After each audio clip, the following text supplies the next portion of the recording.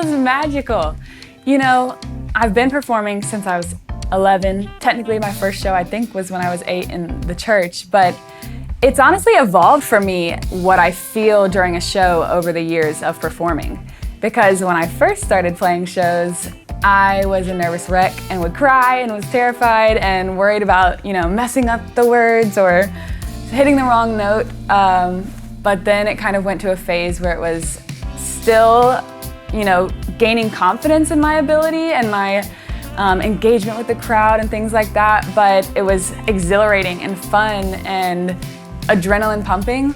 And now, honestly, performing live feels like stepping into my home. It's so comfortable and it's so relaxing, and it's also still exhilarating, but it's just like where I feel the most comfortable. It's where I feel like I'm my full self, and it's just the best feeling in the world to be up there, not worried about anything else, connecting with people and doing what I love. I would say I like performing both, but honestly, I would choose an intimate crowd over a massive crowd any day, because I feel like there's so much room for more personal interactions and magic when you have a smaller crowd. And most of my favorite memories come from when I've messed up during a show and me and the audience have been able to laugh about that. There was a show I played one time where a train came by in the middle of the set and we had to just pause because it was so loud for 10 minutes, I think, and I told corny jokes and we just had a blast, and those moments stick out in my mind so much, and I just feel like there's such a personal experience when the show is smaller. I love big shows as well, but if I had to pick, I would say smaller. Ooh, so this is kind of funny, actually. I don't love covering artists. They're the same select few that I've covered for years. I still cover them, which are the greats like Adele, Alicia Keys, Vance Joy, Beyonce. I do really enjoy singing their songs, but primarily I prefer to play my own music. And people will come up to me at shows and be like, "Do you know this song by this artist, or can you play this?" And I always feel so bad because I'm like, no, I don't. I mean, I might know the song, like I've heard it, but I can't play it because I spend very little time learning other people's songs, which may or may not be a good thing. In regards to music, when I feel the most in the groove is when a couple different things. One, in the midst of writing a song and things are just kind of starting to click, like the words are coming together and it feels like I found something magical. So that's definitely when I feel like, oh, this is who I am, this is what I'm made to do. I feel in the groove then. I also feel in the groove when I'm playing with my band, because we just have so much fun together and they're so talented. I don't have to worry at this point about, are they gonna play the right note or are we gonna do the song right? It's like I trust them to do what they need to do. So we're able to just totally get in sync and have fun, and there's nothing like playing with other people and you're playing a really fun song and it's all just hitting and the crowd is vibing. So yeah, definitely playing with my band and writing the song itself.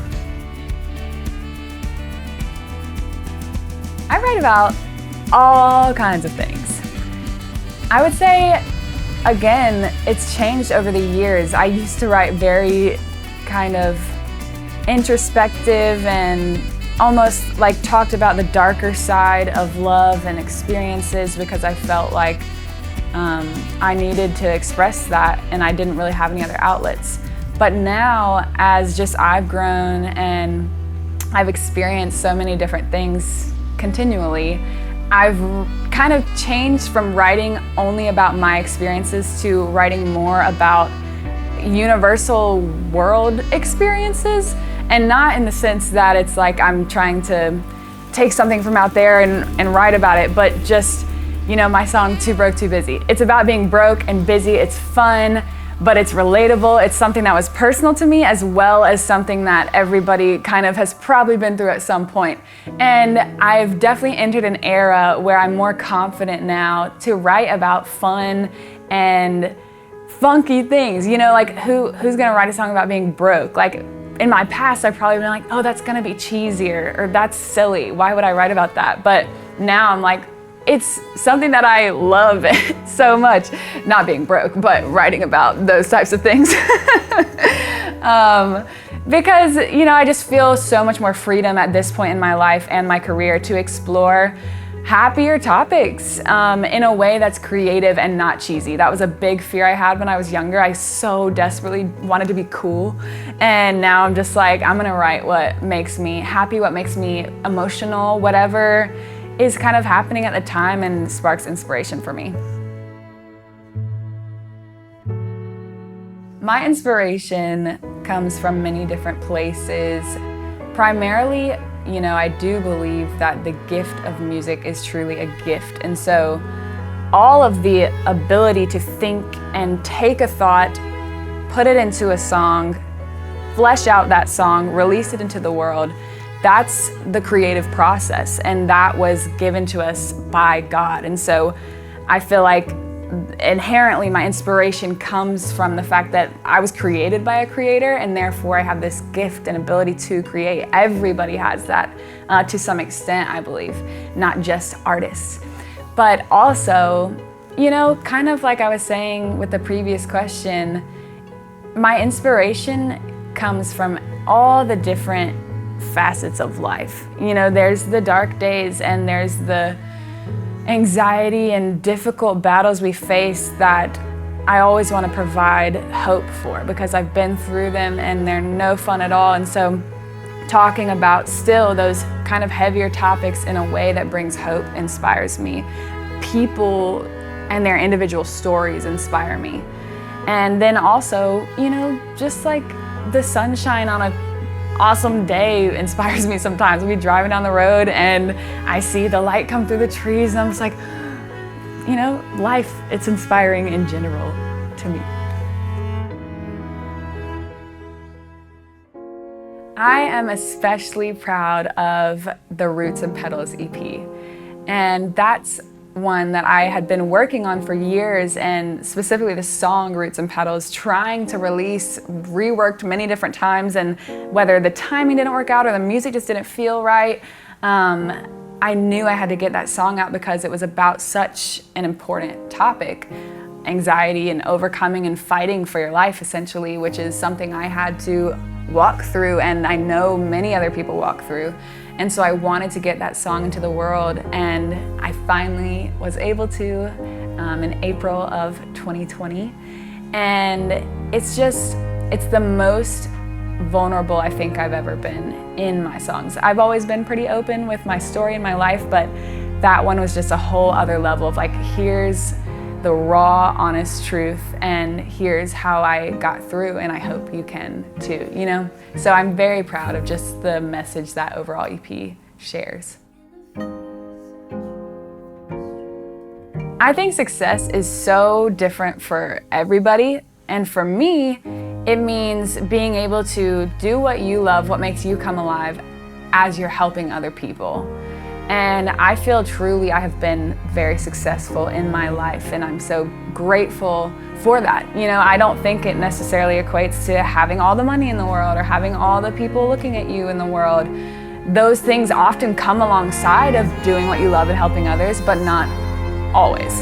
And so, yeah, I think it's just if you can wake up every day and feel like the work you're doing is significant and meaningful, and you have relationships in your life that are filling you up and you filling them up, then you're successful. And I can say I feel like I have that in my life. And so I just hope to continue to get to do that. What's it like being a dog mom? So, you know, I could say a very funny answer, which I'll probably have some funny things to say about my dog Zella, which if you know me or you watch any of my videos or Instagram or whatever, you know I have a wonderful dog named Zella. And the reason that I love being a dog mom and what it's like to be a dog mom is because you have to love something that does not always do what you want. and this is gonna go pretty deep, not like in a crazy way, but I, for a period of time, was kind of just living for myself and doing my own thing, and when you're young, there's not necessarily anything wrong with that. You're figuring out life, but I wanted to learn how to better have compassion and empathy and love for other people and think of others before myself. And with a dog, you have to think of them and you have to take them on walks and feed them, and that sounds so trivial, but you are caring for something that could or could not love you back, and may or may not chew up all your things and you love them anyways. And so just it's the best thing ever. She's my cuddle buddy. She challenges me. She gets me out in nature, and sometimes she gives me the side eye and I give it right back, and we just love each other. So being a dog mom is the greatest experience of my life to date. I'm just kidding. It's great though.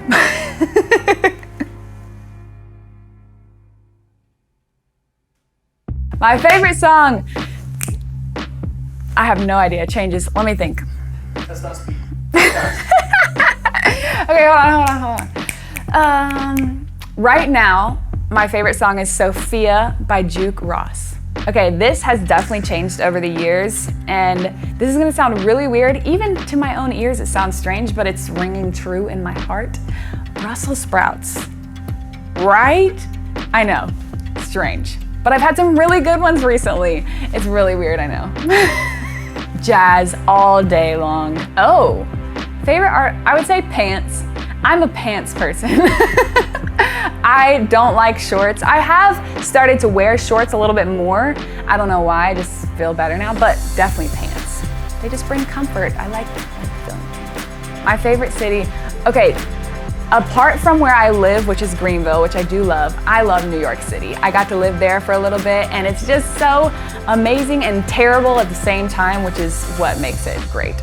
Ooh, so I would like to visit Greece next, and I'm actually gonna get the chance to. My friend's getting married, which I'm so excited about, in Greece. So yeah, that's next on the list. My favorite accent, I'm gonna say it's still British. I think from the past video it was British. It's still that.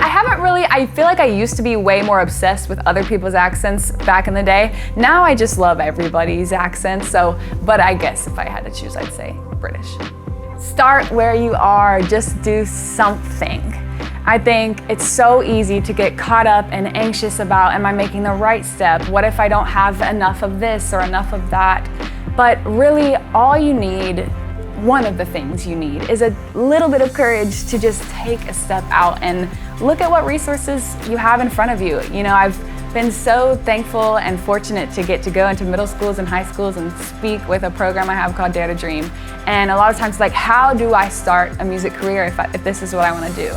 And really the first steps that I took when I was younger was to look around me and say, what can I do right now? And then embrace that and go towards it. And the first thing that I could do was, my dad had a friend who had a little makeshift studio in his home attic. And I was like, well, that works, let's do it.